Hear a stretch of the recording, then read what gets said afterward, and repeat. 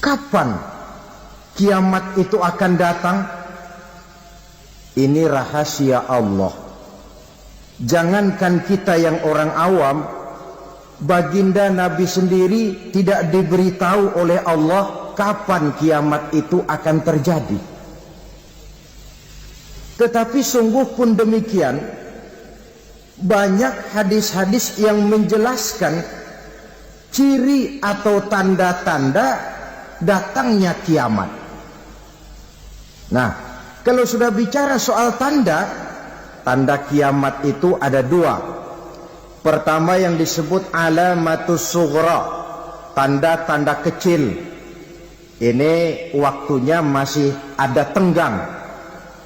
Ada yang dinamakan alamatul kubra, tanda-tanda besar, artinya kiamat sudah diambang pintu. Apa tanda-tanda kecil dari datangnya hari kiamat itu?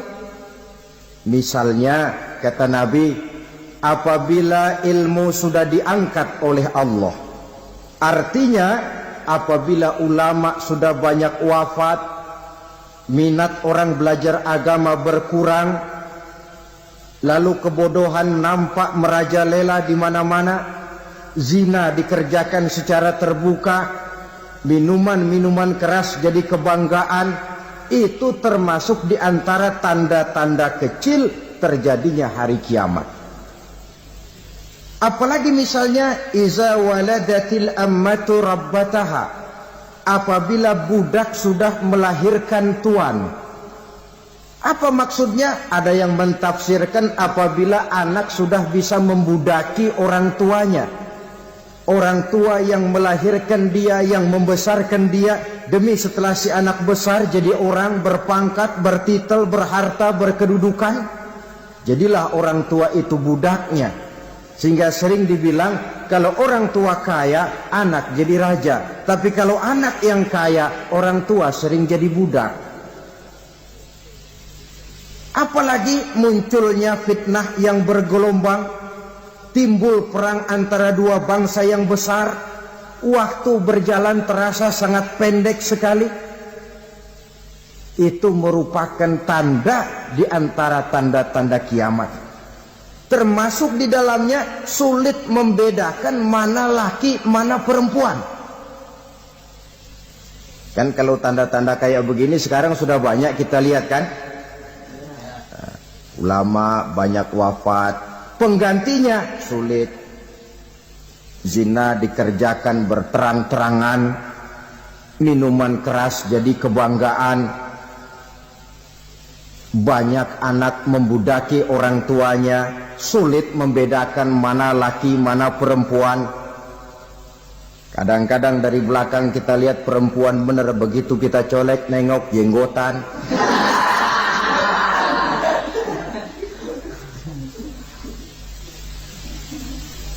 Ini termasuk tanda-tanda kecil, masih ada tenggang sampai akan terjadinya kiamat itu. Nah, yang dimaksud dengan tanda-tanda besar, ini tanda besar artinya kiamat sudah diambang pintu. Pertama, matahari terbit dari sebelah barat. Apabila matahari sudah terbit dari arah sebelah barat, tertutuplah sudah pintu taubat. Bersabda Nabi kita, la taqumus sa'atu hatta tatlu'a syamsu min maghribiha. Tidak akan datang hari kiamat sampai matahari terbit dari arah sebelah barat. Fa iza tala'at, manakala matahari telah terbit dari arah sebelah barat, wara'ahan nasu, manusia banyak menyaksikan itu, amanu ajma'un, mereka pun lalu beriman. Yang tadinya kafir, yang tadinya ingkar, yang tadinya membangkang, setelah melihat matahari terbit dari sebelah barat, buru-buru beriman, berlomba-lomba mengucap dua kalimat syahadat. Tapi apa yang terjadi? Kata Nabi, wadzalika hina la yanfa'u nafsan imanuha lam takun amanat min qabl. Hari itu adalah hari yang iman sudah tidak berguna lagi bagi seseorang apabila sebelumnya memang dia tidak pernah beriman. Au kasabat fi imaniha khaira, atau beriman tetapi tidak pernah melakukan kebajikan di dalam keimanannya itu. Hari yang sudah kaset, hari yang sudah terlambat, beriman tidak akan ada gunanya lagi. Ini pelajaran buat kita. Sebelum sang surya terbit dari sebelah barat, sebelum nafas sampai di tenggorokan, artinya pintu taubat masih terbuka. Kalau dua hal itu sudah terwujud, nafas sudah sampai di kerongkongan atau matahari sudah terbit dari arah sebelah barat, tertutuplah sudah pintu taubat. Tak ada lagi gunanya pangkat, jabatan, harta, bahkan beriman pun dalam suasana macam itu. Too late, kata orang Kulon. Sudah terlambat. Matahari terbit dari arah sebelah barat. Itu tanda besar, artinya kiamat sudah di ambang pintu. Lalu apalagi tanda besar? Munculnya Dajjal. Dajjal artinya pendusta-pendusta yang menyesatkan manusia. Ada dua macam Dajjal, saudara. Ada Dajjal kecil. Ini Dajjal kelas teri. Kalau ini sejak zaman Rasulullah sudah ada itu. Tiap zaman ada. Di zaman Rasulullah misalnya ada yang bernama Aswad al-Unsi dari Yaman. Ada yang namanya Musailamah al-Kazzab dari Yamama. Ada yang namanya Ibnu Sayyad dari Madinah. Ini Dajjal-Dajjal di zaman Rasul. Musailamatul Kazzab memproklamirkan diri jadi nabi dia. Di zaman Rasul masih hidup. Ini Dajjal zaman Nabi. Di zaman sahabat muncul Dajjal-Dajjal. Di zaman kita sekarang ini Dajjal-Dajjal pun gentayangan. Dajjal-Dajjal kelas teri. Kerjanya mendustakan manusia, menyesatkan manusia, memalingkan manusia dari jalan yang benar dan diridhoi oleh Allah Subhanahu wa taala. Adapun yang merupakan tanda besar dari datangnya kiamat, Dajjal-Dajjal kelas kakap. Pembohong-pembohong besar yang menyesatkan masyarakat manusia berpaling dari jalan Allah mengikuti jalan mereka. Apa sih ciri Dajjal itu? Kata Nabi dalam hadis Bukhari Muslim, Innad Dajjala, sesungguhnya yang namanya Dajjal itu yakhruju, satu saat akan muncul mendekati hari kiamat. Wa inna ma'ahu ma'an, si Dajjal ini membawa air. Wa naran, dan juga membawa api. Dua simbol. Di tangan yang satu dia bawa air, di tangan yang satu dia bawa api. Wa ammal ladzi yarahu an-nasu ma'an fanarun, adapun yang orang banyak lihat air, hakikatnya adalah api. Yang dilihat api, hakikatnya adalah air. Oleh sebab itu, kalau api yang ditawarkan, ambillah air. Kalau air yang ditawarkan, pilihlah api. Maksudnya apa ini? Ini bahasa simbol, saudara-saudara. Dajjal bicaranya seolah-olah untuk kepentingan manusia. Menawarkan surga. Surga yang dia tawarkan hakikatnya neraka. Hai manusia, kalau kau mau bahagia, jangan dekat-dekat dengan agama. Solat itu tidak efektif dan efisien, tidak produktif dari segi ekonomi itu. Menghadiri majelis taklim cuma buang-buang waktu. Tahajud, tasbih, tahlil, baca Quran, apa itu? Pekerjaan mubazir saja. Hidup ini cuma sekali. Masa yang cuma sekali, manfaatkan dengan sebaik-baiknya. Mumpung Dibawanya sifat mumpung tetapi dalam pengertian yang sangat negatif. Bicaranya seolah-olah untuk kepentingan manusia, tetapi sebenarnya menjerumuskan manusia. Menawarkan air, tapi sebenarnya api. Menawarkan api, tapi hakikatnya air. Buat apa kamu sholat? Buat apa kamu bayar zakat? Buat apa kamu puasa? Surga yang dicanangkan Dajjal, hakikatnya neraka. Neraka yang digambarkan Dajjal, pada dasarnya adalah surga. Jadi memutarbalikkan fakta itu kerjaan Dajjal. Yang hak jadi batil, yang batil dibilang hak, yang benar jadi salah, yang salah malah jadi benar. Tuntunan disuruh jadi tontonan, tontonan malah menjadi tuntunan. Itu pekerjaan Dajjal profesinya. Zamannya Nabi Adam, Dajjalnya kan iblis. Betul? Betul. Apa sih gang kerayuan iblis itu? Allah setelah menciptakan Nabi Adam kan bilang, Adam, kau dan istrimu Hawa tinggal di surga ini. Seluruh fasilitas yang ada di surga persilahkan kau nikmati. Satu yang tidak boleh, jangan coba-coba dekati pohon khuldi. Dekat saja jangan, apalagi sampai memetiknya. Datang Dajjal yang namanya iblis ini. Adam, kamu tahu nggak kenapa tidak boleh makan buah khuldi? Ya nggak tahu, pokoknya saya dilarang. Bodoh kamu Dam. Khuldun artinya kekal. Kalau kamu makan itu buah, kau akan kekal di surga buat selamanya. Allah tidak kepengen, maka dilarang kamu makan buah khuldi. Kalau kau ingin kekal di surga Adam, makan saja. Saya bicara begini ini untuk kepentingan kamu Adam. Ini kan ciri-ciri Dajjal. Bicaranya sih seolah-olah untuk kepentingan Nabi Adam. Hakikat sebenarnya menjerumuskan Nabi Adam supaya ingkar dan melanggar larangan dari Allah Subhanahu wa ta'ala. Jadi setelah muncul Dajjal, timbul kekacauan-kekacauan di masyarakat. Banyak yang terpengaruh, terpedaya dan terpesona. Termasuk mereka yang memproklamirkan diri jadi nabi. Mereka yang memproklamirkan diri jadi rasul di zaman sesudah Rasulullah wafat. Itu adalah Dajjal-Dajjal.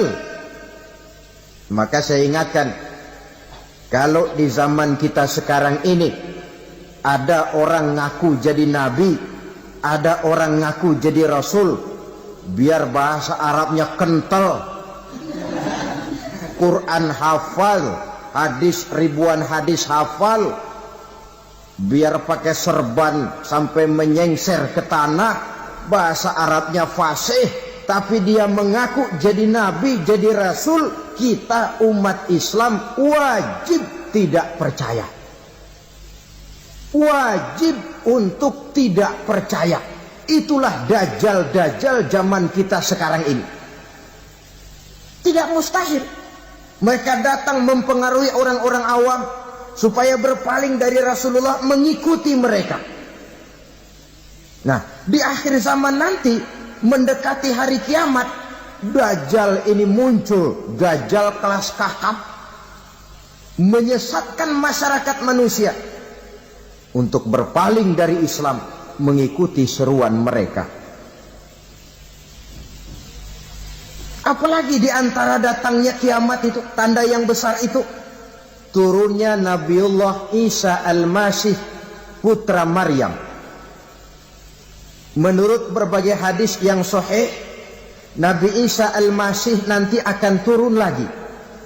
Tidak membawa risalah yang baru, tapi meluruskan risalah Islam ini yang telah banyak ditinggalkan oleh masyarakat. Bahkan ada hadis menjelaskan beliau akan membunuh Nabi, mematahkan kayu-kayu salib, lalu melaksanakan haji dan umrah mengikuti syariat Nabi Muhammad, bukan membawa agama baru. Menjadi semacam mujaddid, reformer, menyelamatkan manusia dari bisikan Dajjal. Bahkan ada riwayat yang menjelaskan bahwa Nabi Isa berhasil mengalahkan Dajjal, mengembalikan masyarakat manusia kembali kepada ajaran Islam yang datang dari Allah, dibawa oleh Rasulullah sallallahu alaihi wasallam. Dengan kata lain, turunnya Nabi Isa bukan sebagai nabi dan rasul baru, tetapi mengikuti syariat Nabi kita Muhammad sallallahu alaihi wasallam. Saudara hadirin, ibu-ibu hadirat yang saya hormati, kemudian apalagi di antara tanda-tanda besar akan datangnya kiamat itu? Keluarnya asap atau awan. Kata Nabi, inna min asrati sa'ah dukhanan yamla'u ma bainal masyriqi wal maghrib. Di antara tanda-tanda kiamat munculnya awan atau asap yang memenuhi antara langit dan bumi. Ini pun diperkuat dalam surah Ad-Dukhan ayat 10. Fartaqib yauma ta'tis sama' bidukhanin mubin fayughshan nas hadza azabun alim. Bagi orang-orang yang beriman, mereka biasa-biasa saja. Tapi bagi orang kufur, datangnya asap dan awan ini merupakan azab yang kelewat pedih. Barangkali sedikit mendekati gambaran tentang azab yang pedih ini, saya ingatkan alam pikiran kita kepada peristiwa yang belum lama terjadi. Pernah dengar berita bocornya reaktor nuklir di Chernobyl, Uni Soviet? Pernah dengar? Nah. Bocornya reaktor nuklir di Chernobyl yang mengakibatkan ratusan bahkan sangat mungkin ribuan nyawa. Cuma satu reaktor. Bagaimana kalau seluruh cadangan nuklir yang dimiliki oleh para negara adik kuasa ini diledakkan? Bahkan yang konon menurut catatan, cadangan nuklir yang dimiliki bersama oleh Amerika dan Rusia sekarang ini sudah sanggup memusnahkan 6 miliar manusia. 1,5 kali lebih banyak dari jumlah manusia yang nongkrong di permukaan bumi ini. Saudara-saudara hadirin yang saya hormati, lalu saat mendekati hari kiamat, apalagi tandanya? Setelah Nabi Isa wafat, pada saat turunnya yang kedua kali, lalu Allah meniupkan angin sejuk.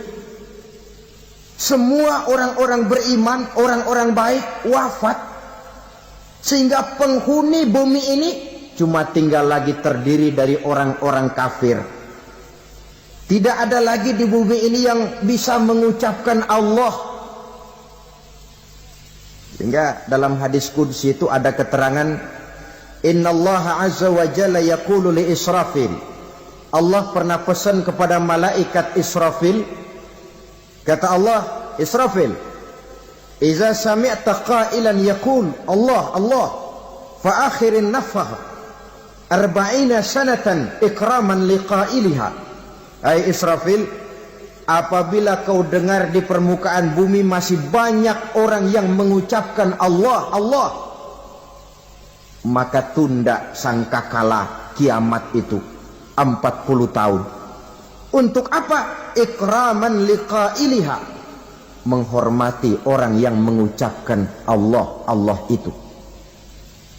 Wah, jadi karena sekarang masih banyak yang mengucapkan Allah, besar hatilah kita, masih jauh kiamat itu.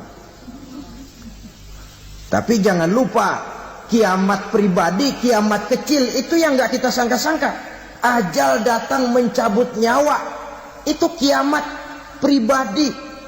Dan itu yang pasti kita hadapi. Dan itu yang membuat kita tidak boleh bersikap main-main di dalam kehidupan sekarang ini. Saudara hadirin yang saya hormati, tidak ada lagi orang-orang muslim. Seluruh penduduk dunia ini kafir. Lalu terciptalah struktur sosial yang berlandaskan prinsip hidup semau gue. Bakal terjadilah prinsip di mana yang kaya menyantap yang miskin, yang kuat menindas yang lemah. Hidup sudah bagaikan di rimba belantara. Berlaku hukum rimba. Siapa yang kuat dia yang menang, siapa yang lemah menjadi mangsa. timbul kekacauan, maksiat merajalela, munkarat menjadi-jadi, sehingga isi bumi ini penuh dengan segala macam perbuatan dosa. Tidak ada perlunya lagi alam diperpanjang temponya.